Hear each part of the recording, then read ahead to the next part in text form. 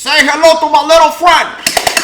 Patrick Bet David is one of the greatest interviewers ever. Why? Because he asks the questions people want to ask. Listen to this and let me know what you think of this in the comments. I'll also link this below so you guys can check it out. Don't forget to like and subscribe. Thank you so much for watching.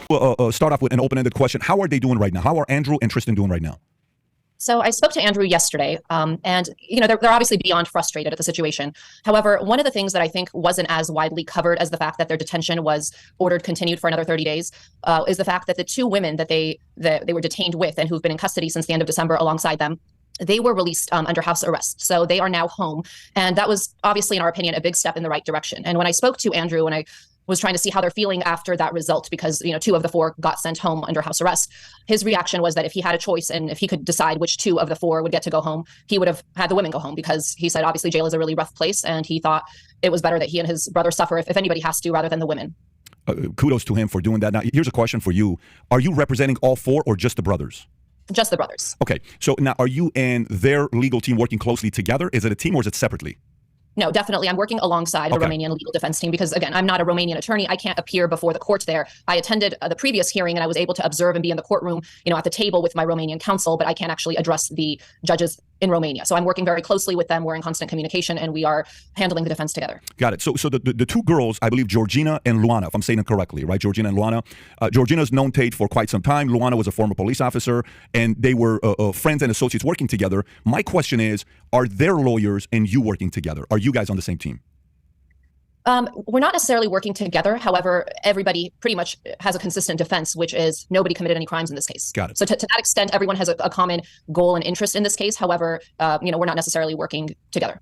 Okay. And the only reason I ask this, and so please push back anything I ask in skepticism, whatever I say, I'm just thinking like I've interviewed a lot of people that are in different lives they've lived. I've interviewed the Sammy the Bulls of the world, a lot of former mobsters, and the model the government will sometimes use when they have multiple folks that they're working on, they'll try to go to the weak ones to get information out of them and try to get a deal and say, hey, if you tell us this, it's going to be this. Do you want to be in jail forever? They'll put the fear tactic. The tactics they use. This is your world.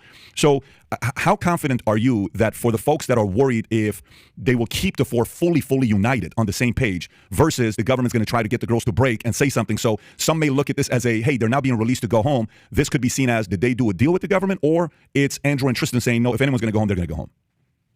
So two different things. First of all, I think absolutely it's a common, both a police and prosecution strategy to try to divide and conquer. I think how we refer to it here is they always try to get the weakest link to roll on, the bigger target. Mm-hmm. So absolutely, I would not be surprised if that's something that the prosecution intends or tries to do.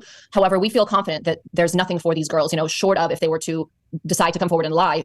Beyond that, we're not afraid of anything they would say, and we're not afraid of the police or prosecution exerting pressure, because we think, again, the truth is going to set everybody free, including the Tate brothers. Yeah, that's my biggest concern. My biggest concern is them trying to gamify it, and they try. Listen, Art of War, Sun Tzu, divide and conquer, put them against each other, put the fear tactic, and then eventually get them to open up and then give them protection for a couple of years, and then you get the information. Can you release other people that we can get? So that's why I ask, are you guys working collectively together or not? Okay, so that was helpful. If you have a response. Sure. If I could just interrupt Please. For 1 second, I was going to say there's also in this case voluminous, what we call documentary evidence, meaning text messages, written correspondence, and we think that speaks for itself. And when, again, unfortunately, I can't get into the details with you now the way I wish I could go through specific evidence and show why, this case immediately falls apart. But we think even in the worst case scenario, if somehow the prosecution got to the girls and got them to change their story and not be truthful, in exchange for some sort of deal to get them out of this, we think that the documentary evidence will undercut any potential argument that the Tate brothers are guilty of any of the charges that they're being investigated for. When you speak to Tate, and I don't know if you're going to answer this or not, is that a concern that the two girls may do something? Because if I'm an attorney, I'm going to ask the question. You can say no to all the answers, but I'm just going to do my job as a person asking questions. If I'm the attorney, I want to know everything about those two girls, what they have on you, what would they say, how would they come back, what would be their weak spot, is there anything that you're worried about, and then we're not worried about it, we are worried about it. Is that a potential concern at all, or no, that is the last thing we're concerned about? Right now, that is the last thing we're concerned about. We believe everybody is just trying to get the truth out, and all four of them are, again, they have the same common interest in doing that when it's going to set all of them free.